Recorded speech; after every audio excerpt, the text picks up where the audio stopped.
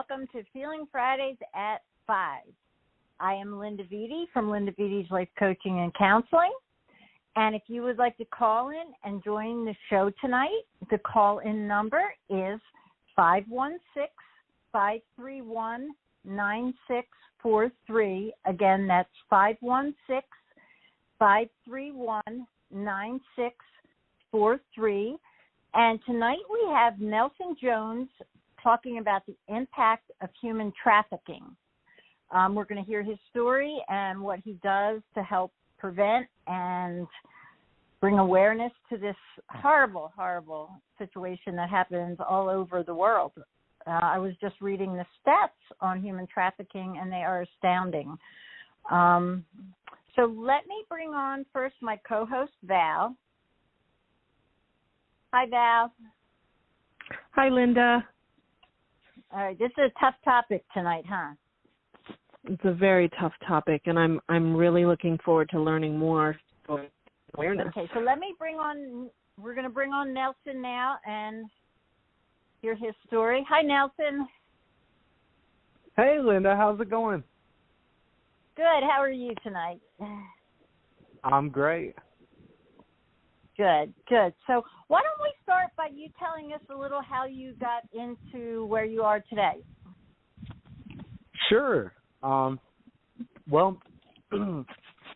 I kind of had a bit of a criminal youth, didn't really get my bearings or really understand what I was going to do with my life for quite a while. So I had, in my teens and early 20s, I began shoplifting, and it got to the point where I was kind of a big figure. I was allegedly on Walmart and Target's most wanted list, and I just got to the point where I was sick of it. Left and right, I was going to jail, getting caught, not even necessarily in a store, just off of the camera. And so I was still young and kind of not taking things seriously. I thought, well, what else could I do to generate some income that wouldn't be quite as risky? So it dawned on me, maybe I could try my hand at prostitution. And so I kind of placed the advert online, and I believe it was that very first night somebody came by, and all of a sudden there I was. Didn't take long at all. I was kind of just sucked into the lifestyle. Met a lot of, I don't want to say good, but yeah, a lot of good people, a lot of, creepy, perverted people. But by and large, I generally met some pretty decent individuals. I was in the lifestyle from 2012 to 2017. I mainly did stuff independently, but I did have a few friends that I had kind of coerced into doing things with me here and there. It ended up, I was really kind of lonely, with the nature of what I was doing. It was very difficult to have any sort of dating life. Sure. So I ended up contacting an illicit masseuse who had also placed ads on Craigslist, and I went over to meet her. On our first encounter, we had a pretty decent time. So I thought, well, maybe we could kind of get into business together, have sort of a business partnership, romance. So I went down there a second time, and the second time, it was like being with a completely different person. She was really kind of controlling. She wanted me to live with her, even though I already had somewhere to live. She did some really strange things. Said, I'm your sister, I'm your mother. She wasn't my family. There were men that were coming in and leaving, kind of peering at me through a doorway and then leaving. And she had asked me, could you stay over till the next day, and one of my friends was going to come by. That just kind of drew a red flag for me, and I started to feel increasingly uncomfortable around her. She had a bag of clothing. She said that she had bought it for me. Let's see, what else? She was playing like pop music, kind of like singing the lyrics and whatnot. The way that I took it, she was singing these songs, playing this music to try to get me to react in different ways. So she was also, I didn't find this out until later. Well, she had a Kabbalah, but it wasn't until later, after I had left, I found out she was a pretty heavily practicing witch. And I haven't always been the best, I suppose, in character, but I am a Christian man, and so that made me even more uncomfortable. Well, during the second encounter, she was moving a cigarette up and down my body. After I Googled that practice, I found out that some people believe that that is a way of casting a romance spell. Let's see, what else? So I ended up telling her that I wanted to leave, and she said, no, you can't leave. I'm in love with you. You know, I'll take care of you. She wanted to shoot me. She told me she had a shotgun. I didn't drive myself over there. I had a friend who had dropped me off, so I contacted him. At this point, it was very late at night, and, you know, I'm about 30 miles away from my house, and she lived in not the best neighborhood, so I didn't want to just run out the door, so I got him on the phone. He was a little upset. While I was trying to reach him, she was saying, well, I put a curse on your phone. You're not going to be able to get in touch with them. But, yeah, eventually he picked up. And he agreed begrudgingly to come and pick me up. And then I kind of waited around. She was still kind of threatening me and going back and forth between threats and telling me that she was in love with me. And so she ended up performing a sex act on me. Thankfully, it wasn't long after that I heard him pull up, and I just kind of ran out the door and got out of there. So I do believe fully that it was her intention to pimp me out, more or less, if you will. She was placing ads online herself. She had all that clothing that she wanted me to wear, and there were those men that were coming in, kind of peering through the doorway. So, yeah, that really affected me a lot right when it happened. It was difficult for me to sleep at night. I had some anonymous threats come through on my cell phone, like, naturally, with the nature of the work that I was doing at the time, I had a lot of explicit photographs and messages, and I was receiving anonymous text messages saying, you know, we got all your dirty messages and pictures. We're uploading them all to the internet. And they said, you better watch out. There's walkie-talkies outside of your house, which was funny because before I'd even got the text, one of my friends had told me that he had heard a walkie-talkie outside of my residence. And, you know, at that point, I was, you know, I was very concerned about getting into trouble for the things that I was doing myself. So I didn't really want to make a police report or anything about it. But, yeah, both of those incidents really affected me and kind of left me with some memories, gave me a little bit of trouble sleeping, kept me on edge. But going through that with her and the aftermath, it really kind of lit a fire inside me. It gave me a real empathy for say, people like myself who have found themselves in that sort of situation, and the ones that aren't able to escape, happens every day. So that's kind of what changed my direction, and it made me think, maybe I can use my experiences and what I've lived through to kind of do something about it. So I started out, I just held a sign for Project No Rest. They weren't involved. It was just my kind of initiative. And Project No Rest, if no one's familiar with that, it's a project out of North Carolina, and they basically share information about the missing. Nowadays, they share a lot of things. It's kind of changed a little here and there over the years. There was a point where it focused on missing adults a lot. Now I believe it generally focuses on missing children and those that are vulnerable to trafficking. Wow. Sounds like you had a little PTSD from your experience. Yeah, I believe so. It's never been diagnosed.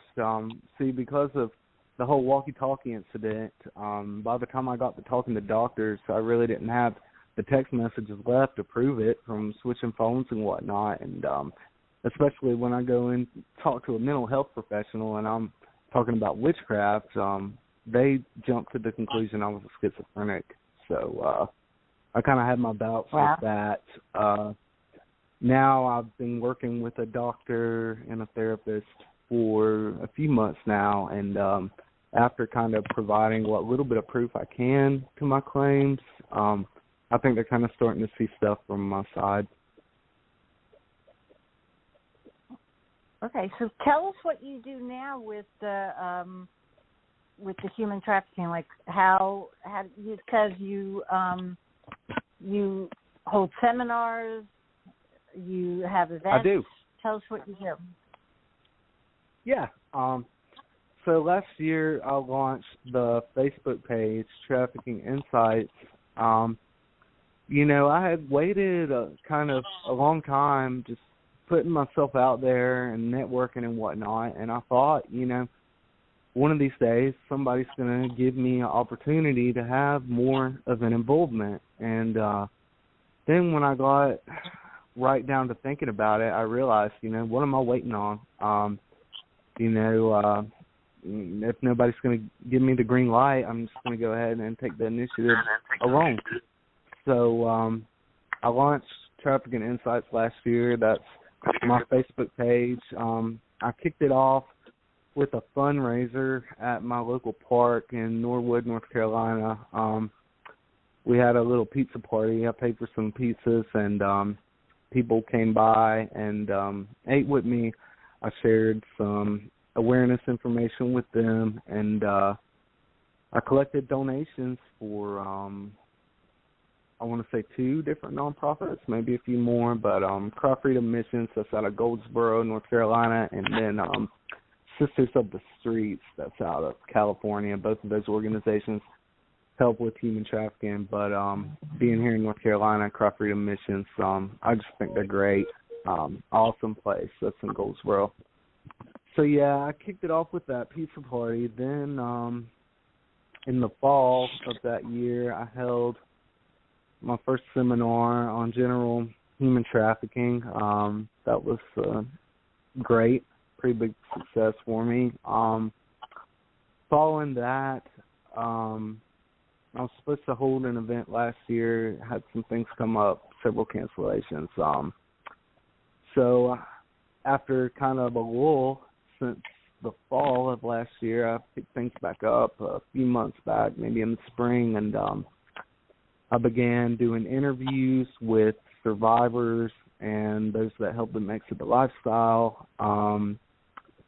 And I just wrapped up a seminar last night on how to keep children safe in this digital age, kind of. Tell us. Yes. I would love for the radio viewers to hear what you taught or your insights on keeping children safe. Sure. Really the most important part to me is just being a proactive parent. When I was a child, I was on a computer from the age of 5, and me and my mom and dad would just have some wars over it, screen time and whatnot. But looking back as an adult now, really all of their concerns were founded. Children are very vulnerable online, really anywhere. Yep. And, really I think the best step to keeping them safe is to just, know what your kids are doing, know what websites or apps that they're on, know what kind of conversations they're having and who's approaching them, because, I guarantee you, if you have a child, at some point they're going to be approached by an adult on the internet, whether it be for, an illicit purpose or just, I don't know why an adult might approach a child on the internet otherwise, but I don't know. I'm sure it happens every once in a while. But, yeah, know what your kids are doing. That's important. And if you're busy and you don't just know much about technology, there's software you can use. There's Bark. That's a really great tool that it'll monitor their messages. It can tell you their location in real time. You do have to pay for it, but currently they're offering a free trial. So that's something to check out for concerned parents. Other than that, other than keeping an eye on what your children are doing on the technology and who's communicating with them, another thing I would really recommend is get your children invested in the community, like, Little League, after-school activities, church, Boys and Girl Scouts. Even though, we've heard some stuff about Boy and Girl Scouts over the years, I do believe that children are better served and better protected being in the community with real friends and kind of role model adults to build relationships with, as opposed to seeking that sort of thing from strangers on the internet. Right. Val, do you have any questions? Yeah, actually, I was, hi, Nelson. I was looking at a couple of the links that were listed there in your bio, and I saw that you're intending to obtain a human trafficking prevention certification, and I was wondering what that was. Yeah, last year, I want to say last winter it was, the University of Florida actually just launched a brand new certification program. So I kind of looked at the outline of the course. I can't elaborate on it right now. It's been a while since I've checked, but looked like a new course with kind of, cutting edge information on the topic, and really it just seems like a great certification to me. It's apparently $700 generally, but right now they kind of got it on a sale. So, yeah, that's something that I'm looking forward to getting in the future. I do have a few certifications behind me at the moment, but nothing that professional. These are more like, certifications for community members, nothing from a university. So that is definitely on my list of goals. Now, when you get that certification, what will you be able to do with it? That's a good question. I don't know. I'm just hoping that if I do get it behind me, it'll give me that much more legitimacy. And, I recently applied for a job with the North Carolina Commission Against Human Trafficking, Coalition, and I got turned down. But I feel like I would have been a great fit. So I think maybe if I had that certification behind me, maybe they would have hired me. I don't know. Oh, thanks. Thank you. We have a few callers, so let's see if they have any questions. Muriel, do you have any questions or comments tonight?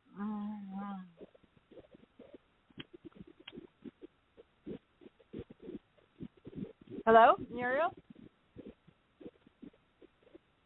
Okay, she must have stepped away. Okay, 303 number. Who am I speaking with? Hello? Hello? Is anyone there? I think they're still muted. Oh. No, I have them open. Oh. The 303 number. Are you there? Yeah, hi. Hello? Sorry, it's David. Hi, Linda. Oh, hi, David. Sorry. Do you have any questions or comments so far? No, I was just very interested in the topic and hearing about it and just kind of listening in and seeing what direction everything's going as far as this is concerned. Because part of my story is that my father sexually abused me, and then I went to Europe for 5 summers in a row to his best friend where he abused me, and I will never know whether or not this was a pre-planned thing or not, and whether I was basically trafficked in a way and just shared. But it's just because both of them are dead. But it is in the back of my mind, so I'm just really just kind of listening in. Okay. Man, Great. sorry Well, you went through all that. That almost seems like a little too much to be a coincidence. Yeah, that's what I feel too. Okay. Well, thank you, David.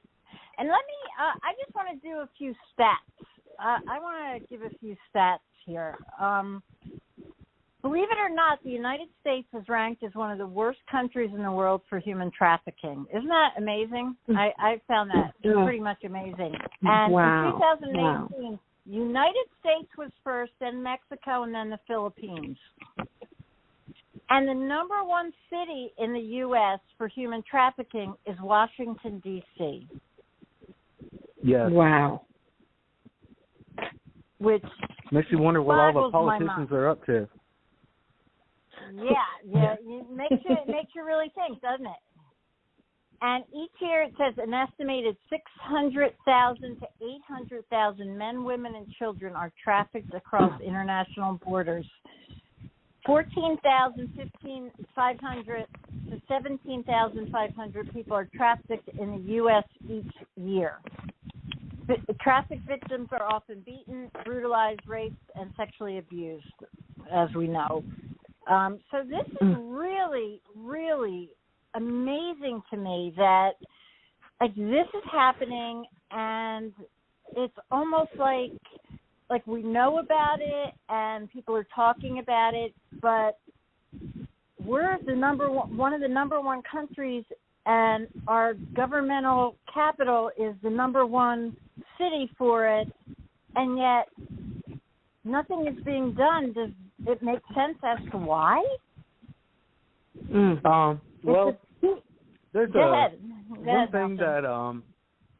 one thing that's been pointed out to me a lot of times.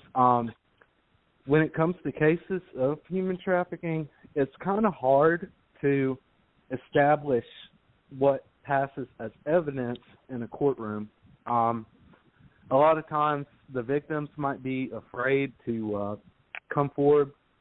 Me, I didn't want to come forward about what happened to me for a long time just because I was afraid of getting in trouble myself. But, I finally submitted a report with the FBI. I haven't ever heard back from them.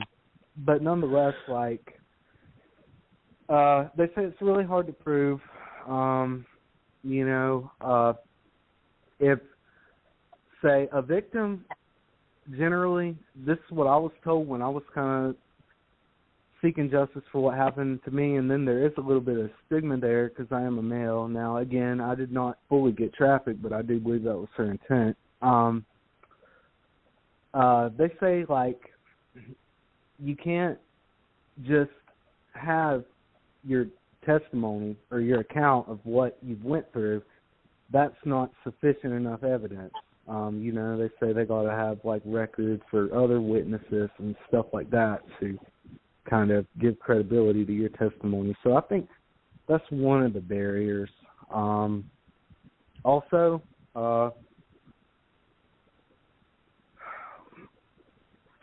let's see, where was I going here? A lot of people just want to turn a blind eye to it, really, or it doesn't there's stuff that's essentially trafficking that we don't think about as trafficking. There's a term that I like to use, covert pimping. Strip clubs, you might as well call that trafficking. Now the strippers in general, I would imagine they are there willingly, but a lap dance in a back room, what can you call that other than prostitution? And at the end of the day, what can you call the strip club manager other than a pimp? And it goes outside of strip clubs. We got like nail salons where people are labor trafficked and sexually trafficked at times. Massage businesses, of course, that's the number one hot spot. In reality, it kind of happens right in front of us, and oftentimes the authorities or the general public just chooses to ignore it. Right. I was reading the warning signs of human trafficking: appearing malnourished. This is for children. Appearing malnourished, showing signs of physical injuries or abuse, avoiding eye contact, social interaction, and authority figures, seeming to adhere to a scripted or rehearsed response in a social interaction, and lacking official identification documents. So I would imagine those that are here illegally are probably at greater risk and know what to look for. They know how to spot the vulnerable, don't they? Foreigners that come into our country, they're especially vulnerable, especially when they don't have documentation. Where are they going to work? Who's going to hire them when they don't have a Social Security card and whatnot? So, they'll look around for work, and a lot of times they'll end up being labor trafficked. We see a lot of these migrant farms and whatnot where, it's pretty much slave labor what they'll do. And unfortunately, a lot of the participants, they just don't have any other way of getting by, if you can call that getting by, because they just don't have the documents needed to get legitimate employment. Also, foreigner within our country, they may not even know they're being trafficked. Who knows what kind of idea they got of America in their head, but you get over here, let's say they don't speak English well, and they just think they're working a job and like anybody else, when in reality they're being taken advantage of. I was also thinking about David's situation where he was sent to Europe with his father's friend, and how many children are sent from poor countries here to be slaves or sex slaves for, adults. That is a big industry as well. They get children, they pay the parents, and the children come and are basically slaves to whoever adopts them or whoever takes them in. Yeah. So on the kind of the same topic, from what I've read online, there's recently been a kind of a spike in South Carolina of families selling their newborns for drugs. And what happens to these sold children? I would guarantee that just about all of them are being trafficked. Certainly not being bought by a loving family. Right. So we got a bunch of callers, so let's go back to, I'm going to go back to everybody online first. I'm going to go to 913 number first. Who am I speaking with? 931, I'm sorry. 931, yes. Hi, this is Darlene. Oh, hi, Darlene. How are you? I'm fair to Billy, thank you. I just thought I'll call in. I missed most of the conversation. I'm sorry I'm late. I just remembered the time difference. That's okay. So do you have any questions on human trafficking? Oh, I know a lot about the human trafficking as well, because I was a product of that, unfortunately. Oh, really? Okay. I know Florida was a bad base about that, and I was in Florida part of the time when I was, I was 2 years old at the time. How did you get into it? How did you fall into it, or how did you get brought into it?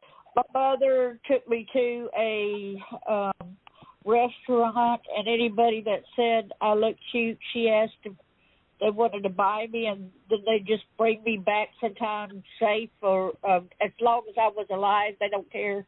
Just bring her back alive, do anything to her. Oh my gosh!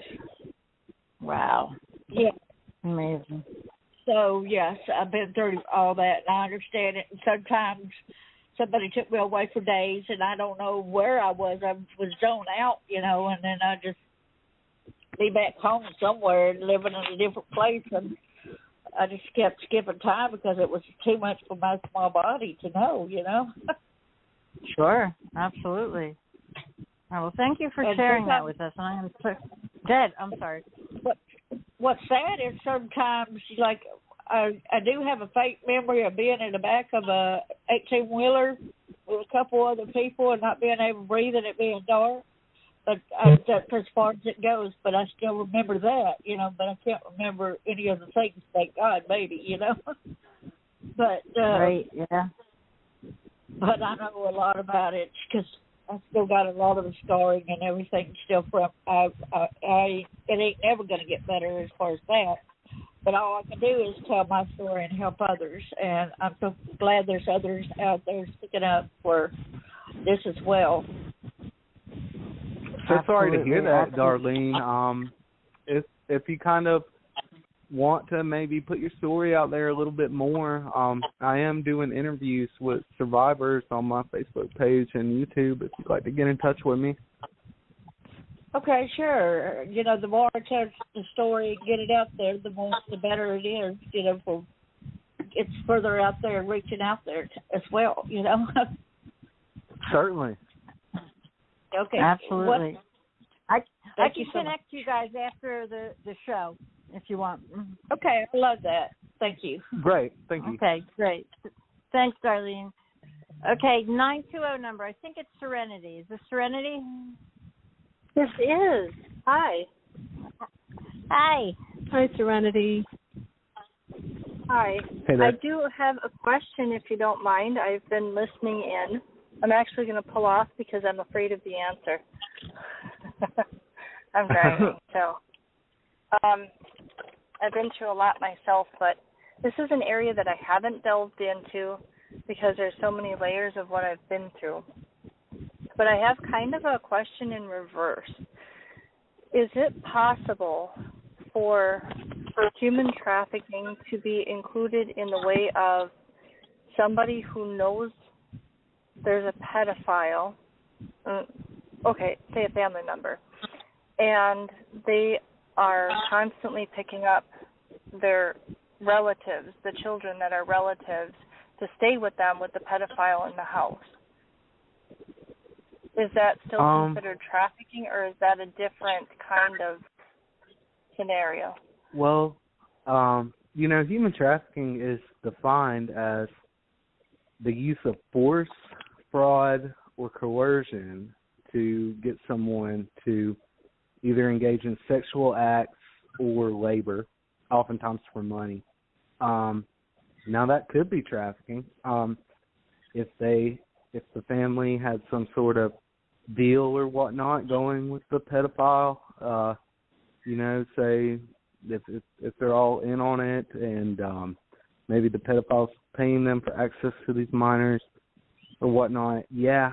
But it sounds to me kind of more like just a messed up family dynamic. But, if there are children being abused, it's definitely sexual abuse, which is nothing to, ignore. I was one of at least 30. My uncle was the pedophile, and his parents, the whole family became aware about it, but they hid it the best they could.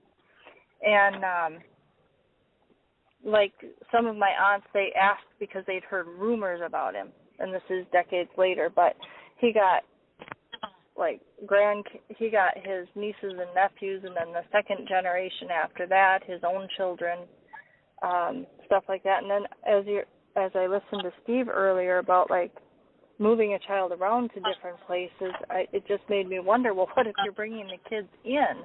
You know he's a pedophile, and you're bringing them in for him, because it didn't stop. They found out about it, but it didn't stop. I had to make it stop. So I didn't know where the lines were drawn with that, and I appreciate you taking the time to explain that, because it helps kind of put some of the pieces in place, if that makes any sense. Yeah.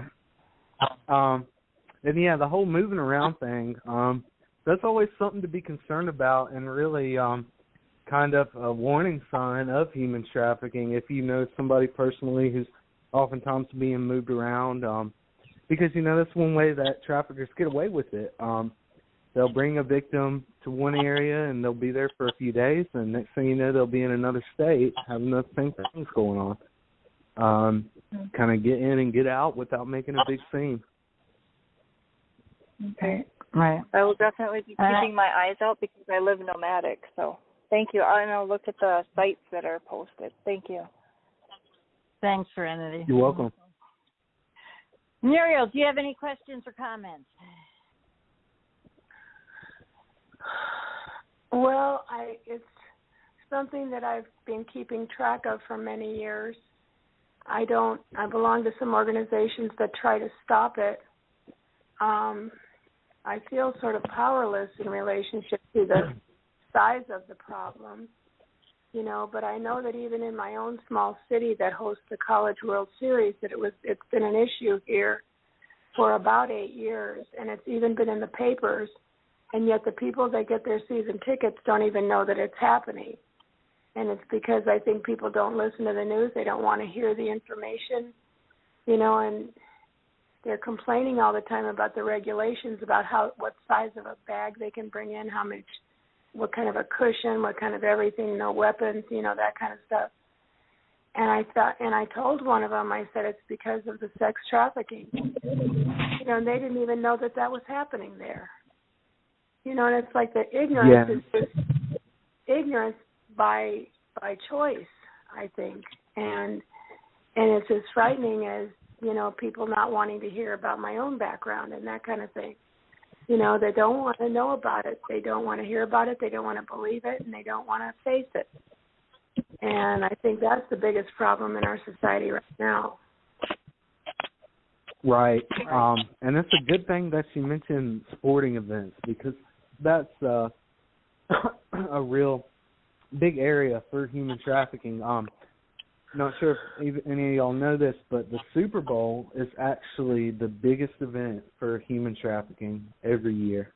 And, you know, it's just the industry thrives off of that tourism. You know, you get a lot of businessmen and whatnot, and just, you know, when people go out on a vacation, you know, that's kind of where they're going to try to sow their wild oats. So you see a lot of trafficking going on anytime there's a major event when it comes to sports. Right, that makes sense. Thank you, Muriel. What can we do? I know in our area, one of the ministries that was trying to prevent human trafficking came up with this idea to put soaps with a way of them leaving information, like they could go into the bathroom and write on the soap and put it in the garbage. I don't know how they constructed it, but they constructed it in a way because they knew there was human trafficking going on in some of these hotels. So they found a way to put little things in the hotel to give them a way out, to give them a phone number, to give them, I guess, to write down their name, or, you know, different things like that. So what are things that we can do to look out for this and to help? Really, you know, and I think that's a great initiative with the soap. Very good idea. But really anything and everything. That's the way I look at it. When I started, I was holding a sign promoting Project No Rest, and Project No Rest shares photos of the missing and tries to, lead people on to where they may be, help find them and whatnot. So, let's say somebody had chanced by while I was holding that sign, they end up looking at Project No Rest, and all of a sudden they recognize somebody, I'd say that's a win. Flyers, that's one thing that I'm actually big on as well. I'm currently doing my own flyer campaign and flyer campaign for Human Trafficking Telethon coming up next year, and that's really good. Kind of in the same line as the soap, there is an organization called In Our Backyard, and you can go to their website and fill out a form, and they will send you what they call freedom stickers.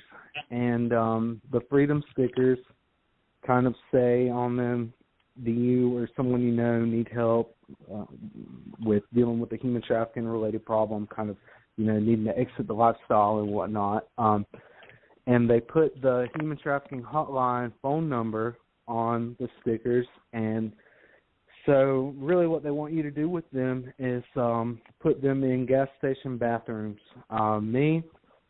I stick them all over the place. Not really all over the place, but in more places than gas stations, because that's not the only place that trafficking victims are going to be. Fast food establishments, you're going to see a lot of that because they want some cheap food and whatnot, and maybe even draw some more customers over there. So that'd be another good place to stick them. Let's say I go to a bar, I'll even stick them in the restroom at a bar because, trafficking, it's not always in so seedy and like, a low-income sort of trafficking. We've got kind of traffickers out there who promote that they're living a lavish lifestyle, and they'll kind of get individuals coerced into the lifestyle by kind of showing them all that glitz and glamour. I'm not too familiar with Jeffrey Epstein. I don't know what exactly all he did. Right, I was just thinking that. Yeah, I was just thinking about that one. Yeah. Yeah. So yeah, I don't know what all kind of things he did really. I don't know too much about it except his death. But if he had all that money, surely, and he was trafficking women and minors and whatnot, I'm sure they were all over the place, not just at a gas station. Right. But continuing on, things we can do. If you know of nonprofits in your area, do your homework. Look up some nonprofits in your area that are centralized on fighting trafficking. There's a lot of different nonprofits that do all sorts of things for people, but one thing that I've found since I kind of started doing my research into them, some nonprofits will say that they do stuff towards ending human trafficking and helping survivors, and they'll really just use that as kind of, I don't want to say a ploy, but it's really not where their work is centralized. So me personally, I recommend supporting nonprofits such as Crawford Missions, Human Trafficking Rescue Inc. These are all out of North Carolina that actually center their work around ending human trafficking if it's something that you're passionate about. Let's see, what else can we do? If you know about human trafficking related events, share them, help spread the word about them, so more eyes on what's going on, and get your local community engaged. Like if you go to church or whatever, have a discussion with your pastor, with your congregation. Heck, bring it up at town hall. Talk to the mayor about it. See what your local law enforcement's doing to combat the epidemic. So yeah, I think those are all some good tips on what people can do. Also, going back to those warning signs, if you see somebody that kind of looks out of place or seems timid or don't really seem to have a grasp on what they're doing. Question them, especially if it's a young woman. Just kind of see what's going on with them, because you never know. You might be that person that helps someone get away from the lifestyle. Great. Thank you. Val, do you have any questions? Yeah, just piggybacking off what you just said, Nelson, I'm wondering if you do see someone like Linda described and what you just described, if you do see someone like that, who would you, if you don't know, if you don't have those stickers, you don't have a number, who might you call? Like, who would you call if you're suspicious or worried that someone, Yeah. I mean, as far as suspicions go, it's not really good to act on those. I'd rather have a, open discussion with the person and see exactly what their problem is. But if it is, a trafficking situation that you uncover, call the National Human Trafficking Hotline. That's really the best place to turn to. They got all kinds of resources that they can connect victims with, and the number is 888-373-7888. So that's just a great resource. One more time. One more time. The National Human Trafficking Hotline, it's 888-373-7888. And if somebody is undergoing a trafficking situation and wants to get away from it, they can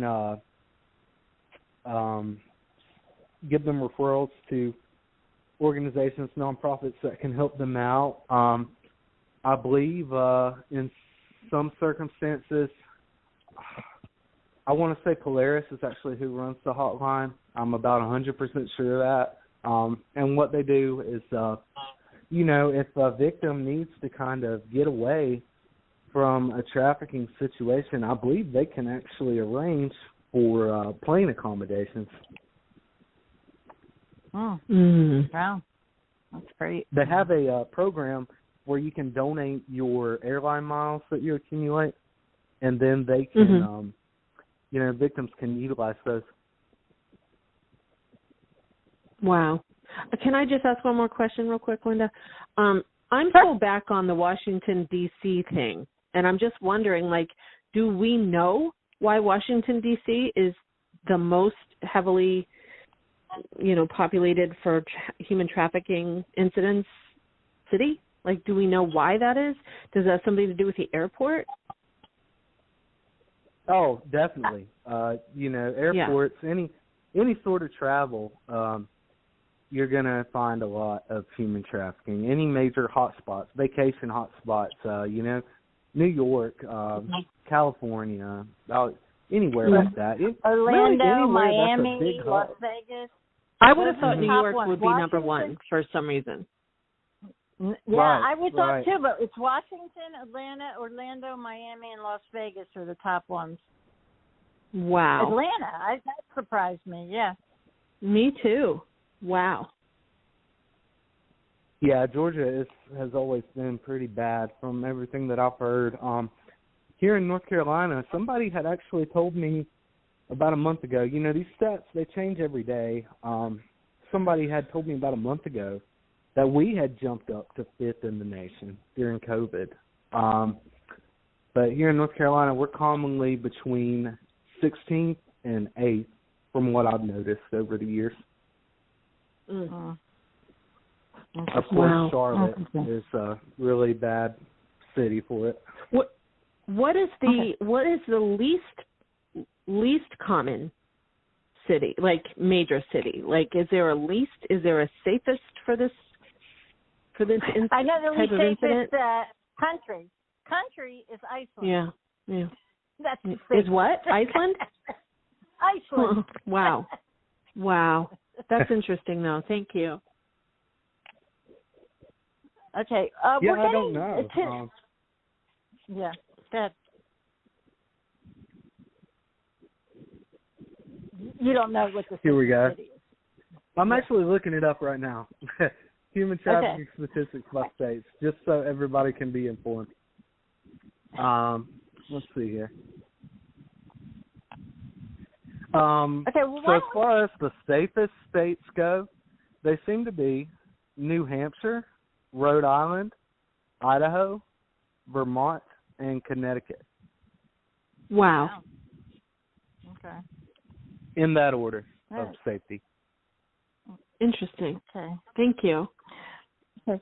So we're winding down towards the end. So what I want to do is I want to give the guests a chance to give any final comments or questions, and then I'll give you the final word, Nelson. So let's go to David. Do you have any final questions or comments?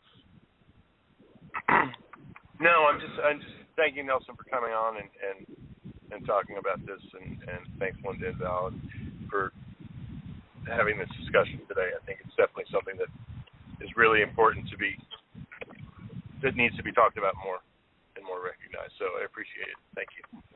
Absolutely. Thanks, David. Okay. Thank you for calling Serenity. Any final questions or comments? I wanted to say that this has really raised awareness for me, and I'm actually wondering if at some point when I was at Camp Host a few years ago, if I had run into this.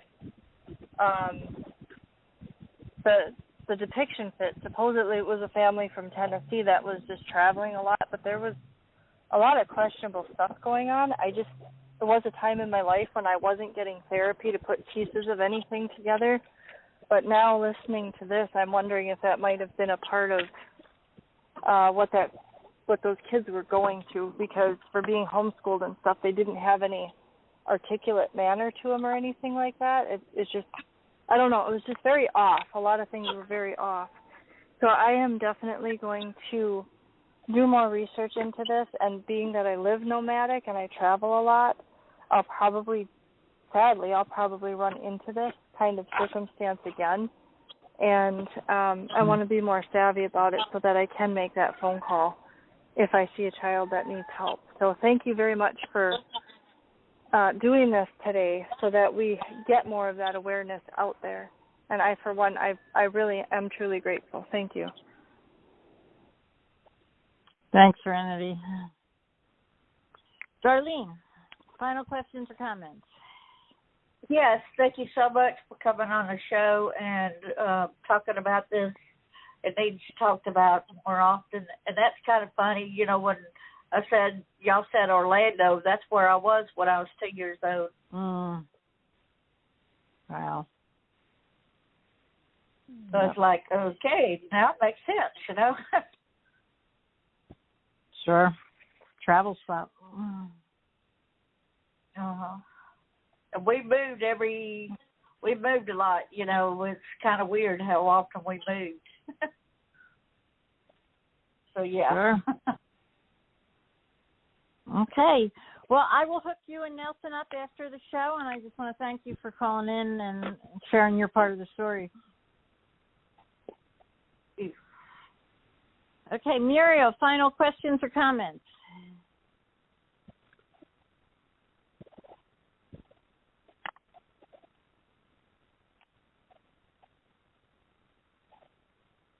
Muriel, final questions or comments?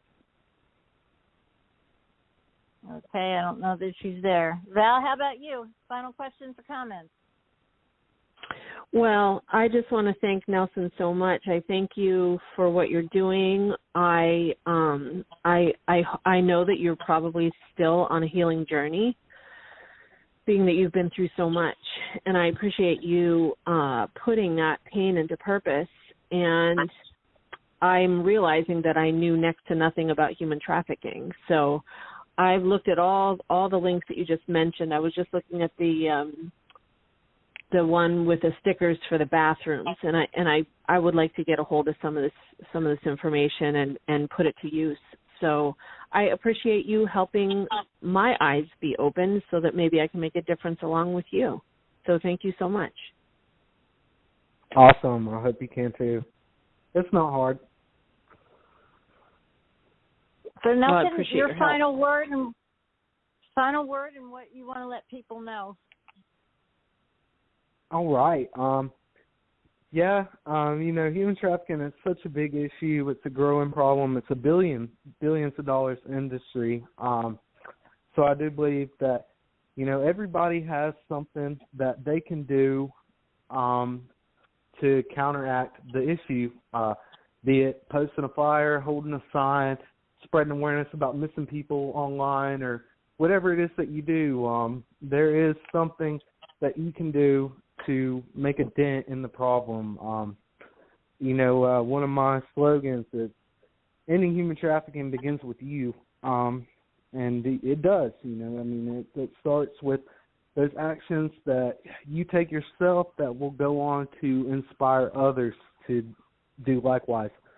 One final thing, as a male myself, I do feel it's kind of important to stress that we often think of human trafficking as a problem, as a female problem, and it definitely is by the majority, but as someone who's kind of had some lived experience myself, I do want to say that it is something that happens to men, generally with labor, but I do feel like the male population is a little bit underrepresented, so I just do kind of want to be that voice today to say it does happen, and, nothing to be ashamed about or anything like that. I feel that men fall into a lot of these same problems that women face, so it's just underreported and not quite as popular. But yeah, just kind of in closing, again, I'm Nelson Jones. I run the Facebook page Trafficking Insights. Please support that if you'd like to. Again, on there I do seminars, I share human trafficking related events. I try to keep it kind of a comprehensive glimpse at the entire movement of ending human trafficking. It's not all about myself. Again, I'm currently volunteering for a guy, Ron Stockton, that runs Human Trafficking Rescue, Inc., that's out of Lexington, North Carolina.